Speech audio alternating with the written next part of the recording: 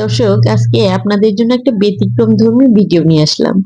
ব্যতিক্রমধর্মী এই জন্য যে আমি মূলত চায়না ভিডিওগুলি নিয়ে কাজ করি।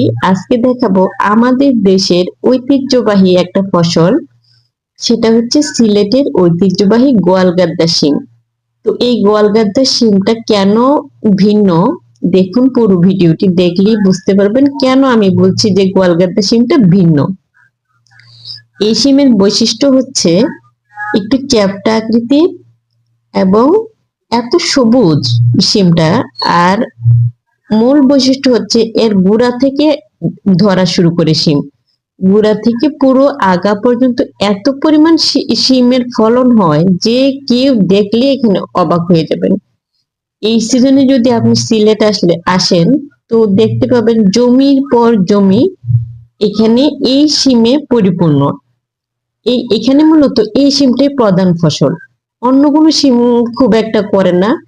এখানে এই শিমটা করার কারণ হচ্ছে অতিমাত্রায় ফলন, এত পরিমাণ শিম এক একটা গাছে ধরে যে কেউ দেখলে এখানে অবাক হয়ে যাবে।